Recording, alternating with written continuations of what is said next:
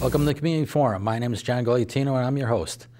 This evening we're going to be talking about mortgages, personal mortgages, and with me this evening is Pat McRedmond, a longtime mortgage banker here in the Danbury area, and we'll have some interesting points, especially since we're coming out of that great recession. So I want to welcome you to the show. I think it's the third time. It is the third time. Yeah, so we can say it's going to be a charm. Yes, absolutely. Okay. I certainly hope so. All right. So tell us a little bit, like I do with all the viewers that come on, or all of the guests that come on for the viewers. I have them talk a little bit about themselves as much as you want to say, you know, college you went to, a little bit about your family, and then how you got into mortgages. Sure, Yeah. sure. I'm actually a lifelong Connecticut resident. Went to school in Brookfield from kindergarten right up to graduation. Went on to Quinnipiac College up in Hampton. Graduated with a degree in finance and minored in accounting. Currently still live in Brookfield with my wife of 22 years. 3 children, 2 up in the high school, 1 in middle school. And God bless. yeah. They're wonderful. It makes every day exciting. And it's just wonderful that I was able to stay in the town that I grew up in. And it's actually been a big plus in doing the type of work that I do, which is a lot of relationship building. How I fell into the mortgage business years ago, after graduating college in '91, it wasn't a great economy. Went to work doing some accounting work for a couple of years, and it really wasn't for me. I answered an ad with, I think it was Marie Nugent, Temporary Services in Danbury, and had an opportunity to go interview for a loan officer position with the McHugh Mortgage Company in New Britain. Was hired for that position and was with them for almost 3 years. Fantastic company to work with. Training was top notch. But I got to a point where I wanted to work a little bit closer to home. I saw some benefit in being with a local bank. I was a local person and building local relationships. So at that time, it was in '95, I started work for what was then Ridgefield Bank. And since then, Ridgefield Bank's become Fairfield County Bank, and I've been there ever since. Yeah. Recently, you sort of like moved up too, just making that comment. Yes, absolutely. Yeah. You're vice president now. Yes. Okay, so congratulations once again. Thank you. Now, are things getting a little bit better in the lending side? Because the perception, at least, has been there in the general public that things are tough. It's tough to get a mortgage today, and in some cases they say, well, you know, you only started working a year and a half ago. Maybe you ought to go, you know, stay away from getting a house for another year or so. So a lot of people were sort of like putting off even trying to approach for a mortgage, or what do they qualify, the qualifying process of the past. Yeah, you know, banks are lending. Banks are lending. You know, I've heard many people say that banks aren't lending, and much to your point, it probably doesn't make sense for me to even bother trying to approach a bank, whether it's to refinance my mortgage or to become a buyer, first-time buyer or trade-up buyer. And we've actually had record volume years the last couple of years, although most of it was refinance business. What's different about the business today is it's really going back to where it was back when I started, back in the early '90s. Kind of what you might refer to as old school mortgage origination. It's a lot of paperwork. It's a lot of paperwork. You have to document everything. You've got to document income. You've got to document assets. You've got to trail large deposits that are atypical. You've got to explain derogatory credit. What is derogatory credit? You know, if you've had some significant late payments in the past, and you know, a late payment here and there is not unusual. But if there's a point in time where you've had significant late payments, or maybe just a history of late payments, the opportunity will, or not the opportunity, but the underwriter will want you to acknowledge it in some fashion, so they can put in the file that we asked the question, this is what happened. Sometimes it's illness, sometimes it's a work accident. For 6 months, the payments were always late, and the guy may have had a bum knee that bothered him for that period of time and slowed him down. So Yeah, whatever. I mean, something it tends to typically be a little bit more significant than a bum knee, but Yeah. you're right. I mean, if that part of the job required mobility and you couldn't walk for whatever reason, we've seen many different cases, but a lot of it's just addressing it. But I'd say the biggest thing that I tell people is that the banks absolutely are lending. There's loan programs out there. Again, we've had record years, but you don't know unless you ask. And I always encourage people, 5-10 minute conversation could change their perception about what they're looking to do.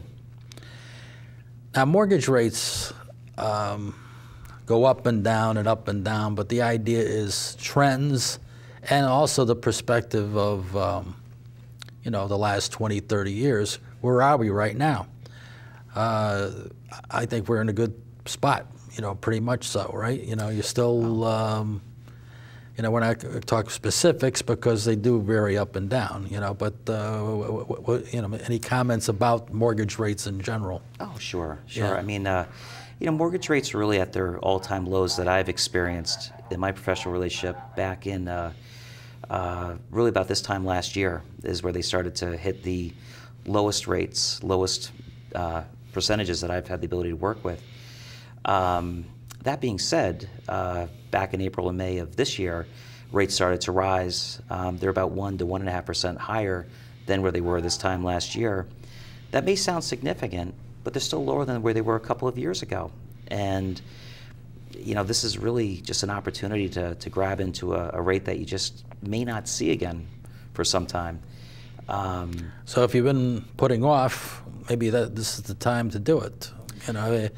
Especially, is there any particular percentage that someone that's a first-time home buyer or just somebody that's been away from having a house? Let's say he had a spouse and she passed away and he sold his house and now he wants to get back in, but it's like 10 years later or whatever. Is there any percentage that you need to put down? Is it beneficial to have 20 and 25% as opposed to 15%? What are all of the aspects of that? Oh, sure.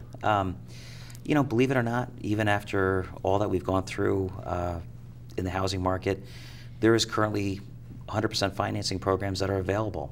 Oh, really? There's the VA loan, which will offer 100% financing for someone who's eligible for a VA loan. Provided all of the costs are covered, the points and what have you. Some programs allow you to finance in closing costs. Some don't. The state of Connecticut has CHFA, Connecticut Housing Finance Authority.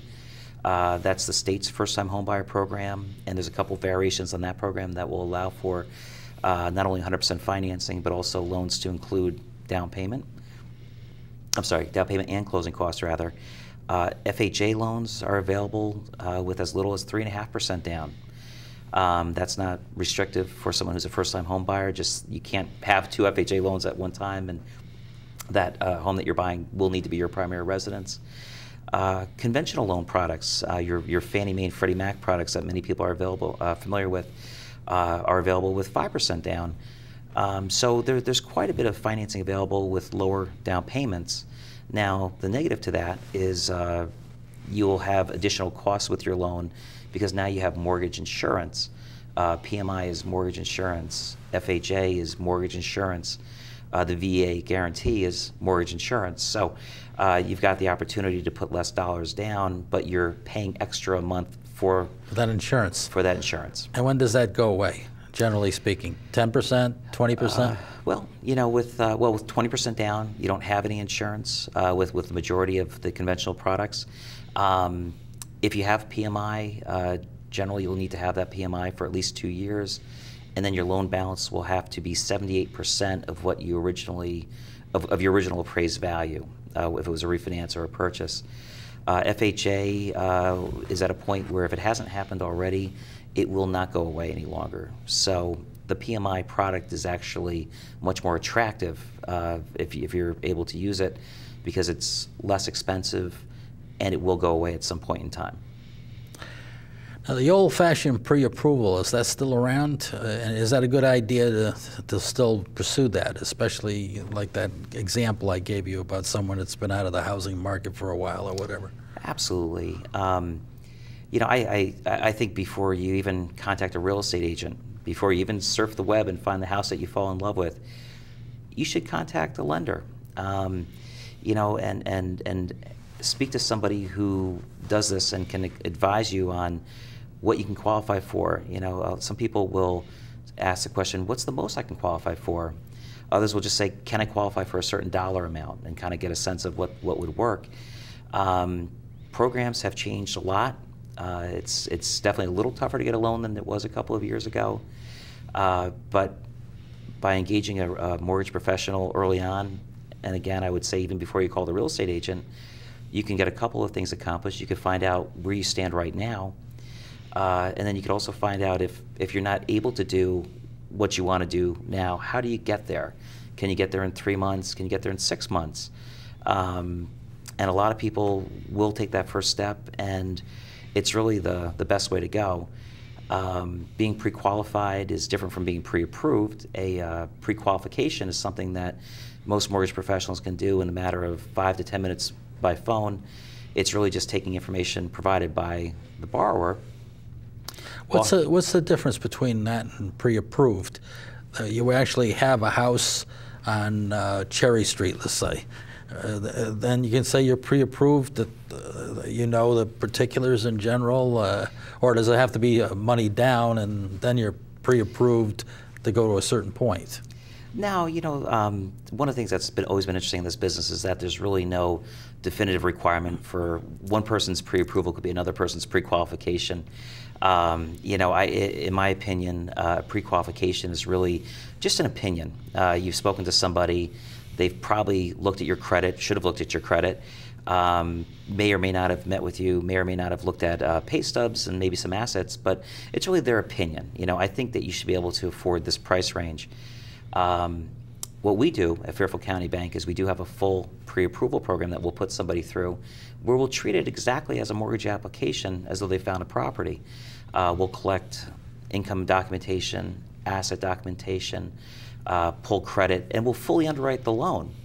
And so what they're getting is they're getting what I call a fundable commitment at the end of the process. And what it really does is it makes them, in a sense, a cash buyer, because the concern about getting the mortgage is now satisfied. Really now what they're doing is they're trying to find a home. Right, so once you get to that point, there's just less concern across the board.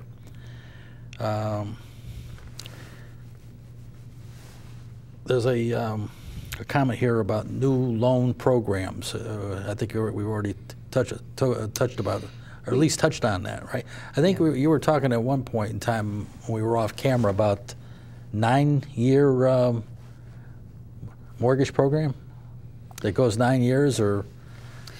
Well, there's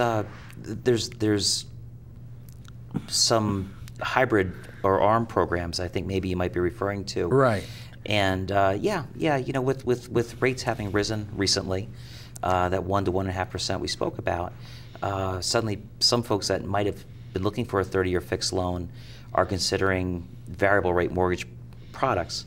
There's a program called a 10 to 1 ARM, for example, and then a 7-1 ARM, 5-1 ARM, and so forth. And what that is a 10-1, for example, is a loan program that will offer a 30-year term. The first 10 years has a fixed interest rate, and after the 10 years comes and goes, then it becomes a 20-year adjustable rate mortgage. But you could be making extra payments too, you know.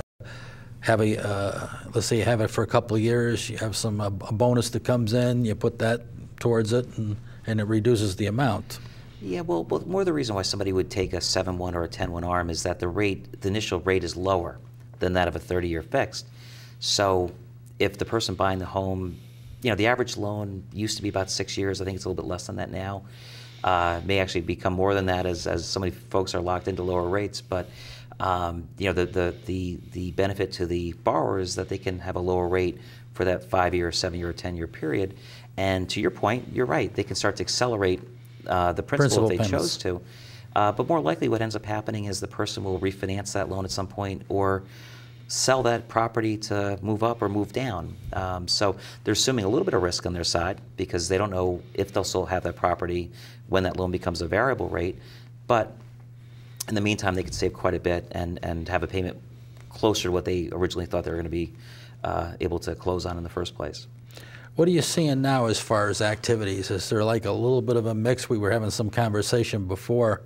Is it a mix, or is it more first-time home buyers, or is it people downsizing?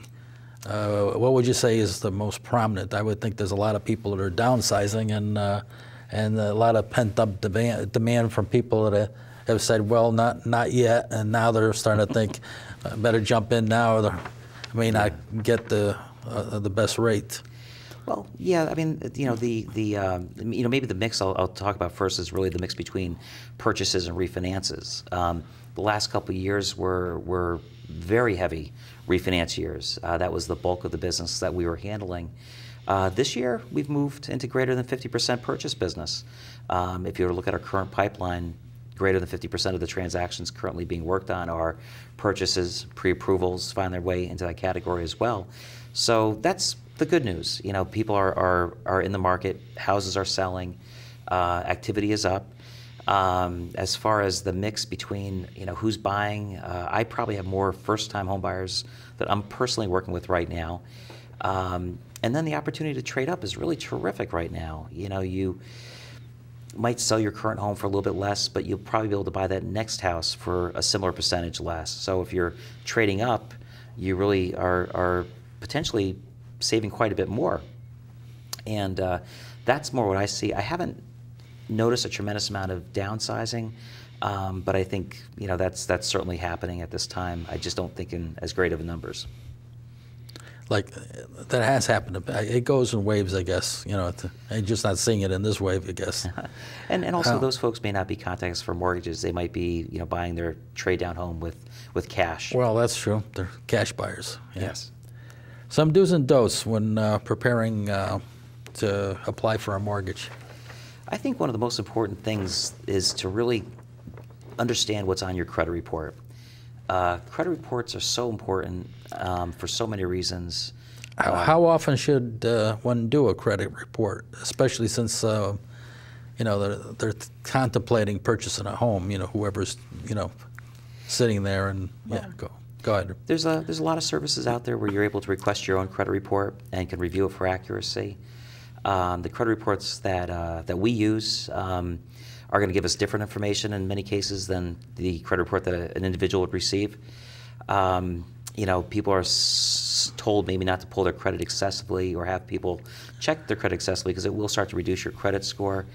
But at some point in time... But once a year, I think you're entitled to get your credit report from all the services, right? All of the agencies. Yes. Yeah. Yep, as I understand it. And no charge. Right. Yeah. And it's important to pay attention to that because things might be on there that you don't think about, or there might be a credit card charge or something that you weren't aware of it. That's whatever. Well, there's a lot of erroneous information, on people's credit reports. It's not 100% accurate.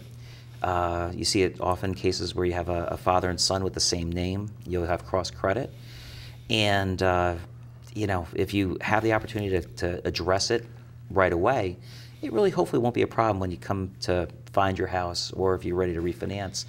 But the credit score will determine what your interest rate is. If you have a loan with PMI, it will help determine what your PMI costs will be. In the world of insurance, it can affect in some cases as well. So really, I'd say one of the most important do's is to understand what's on your credit report and really try to maintain perfect credit if you can. So what's a good credit score today? The best credit score we generally need to see would be 740 and greater. But that's not to say you can't do anything less than that. Just when we're checking a rate for somebody or PMI, the 740 credit score tends to be the highest it needs to be to get the benefit of the best rates. But we've got programs that can assist with people credit scores down to 620 to 640. Okay. So is it a good time to buy at this point in time? I think it's an excellent time to buy. You know, we're seeing just so many people that are able to benefit from, you know, housing prices that have come down significantly since the peak in 2006. Getting in with rates that, again, are historically just incredibly low. Taking advantage of the 100% financing programs that are out there, some other benefits and financing that's available, and you know, it's just the perfect combination of attractive rates, attractive prices, and you know, I think if anybody is contemplating a home purchase, I would certainly start looking into it now. And in general, because we can only speak in general because we have certain rules here at Comcast, and that is, so big banks versus smaller banks. What's the advantage of dealing with a smaller bank, a local bank, as opposed to the giants from New York, which are all over the place now? Sure. You know, I've never obtained a mortgage from anywhere but a local lender. Haven't always gotten them from my bank for just different reasons. But I think the advantage you have with a local lender is that you've got a local reputation. Chances are I'm going to know your realtor, or I've worked with them at some point. Chances are I'm going to know your closing attorney, and my closing department's going to know your closing attorney. We're going to use a local appraiser. We're not going to have an appraiser come from out of the area to appraise a home in Ridgefield. Everything in our bank, in any case, and most of the other local lenders, you know, the processing areas are central to one of their main branches. So I think there's a certain amount of efficiency. There's protecting your reputation, knowing the players. Community banks have always been just that. They're part of the community, and I find that often there's not a magic rate that somebody has that nobody else has. We're working in very similar markets. We have very similar products. And you know, I think a local lender, whether it's Fairfield County Bank or any other, is best able to serve their community and get you to the closing table. Now, does a typical local bank have like a website they can go on if consumers want to know something about, you know, whether it's a Union Savings, whether it's your bank or any of the other local banks? You know, they wanted to do some research. Most of them have websites, right? Oh, yeah, I would say almost everybody, at least in our market, has some form of a website. We've got the ability to. So if there's general information there that the consumer maybe can share your website. Oh, sure. Our website is fairfieldcountybank.com, and there's a tab for the mortgage area, and it will give you the ability to look at rates, terms, you know, associated with the mortgage business, and background on the bank. Background on the bank, and you'll find several of our loan officers listed there as well. Okay. And give you a little bio on us and our contact information. Right. Okay. Any other information, since we've still got a few minutes to go, that you'd like to share with us that we haven't covered already? Yeah, we pretty much covered what we had here. Do you see any, what trends? Have you been hearing anything more about if you do this, maybe they haven't done it as a program, they just talk about it a lot, which is if you make an extra payment a month, then in so many months or in so many years, a 30-year mortgage gets wiped out without actually taking a 15-year mortgage. You know, you can pay it off in 9 years or pay it off in 11 and a half years as opposed to having a 30-year mortgage. Oh, sure. Biweekly mortgage payments have been around for years. Most loan programs won't close with a biweekly payment, but you can set it up after the fact. And what's nice about that is you're able to go ahead and, much to your point, what you're really doing is you're really making 13 payments a year is what's happening. So paying every 2 weeks, a half a payment equates to 13 payments a year. And you'll greatly reduce the term of your loan by doing that. Sometimes a person doesn't really want to be locked into a forced biweekly, because the way that the biweeklies generally work is that you'll have an automatic draft every 2 weeks out of your account.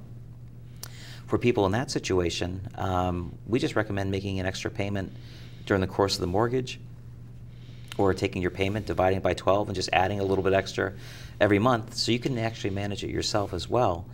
But it's not a bad thought. You know, and mortgage. if you're not into the stock market, it's another way of building up your equity. Absolutely, absolutely. You make those extra payments, you build up equity, and there's always a need for housing. Let's put it that way. Absolutely, there is. Right. Any other future trends? You know, just that I think there will be some more refinance activity, you know, in the future, even as rates have come up. You know, the thought is that everybody who's going to refinance is probably refinanced, but there's a lot of people that, as housing values have started to come back, now will have the ability to refinance because they couldn't prior. You know, employment seems to be improving, and you know, we've got many people that have been coming in that 6 months ago didn't have a job. So, you know, I think as people are re-entering the workforce and have additional equity now in their homes, we probably will continue to see some kind of refinance market probably into next year. And, you know, as far as where rates are going, you know, it's thought right now that, you know, barring anything unforeseen, rates will probably be flat or fairly flat, plus or minus a little bit, but basically flat for the next, you know, several months anyway. Okay. We've got like a half a minute left.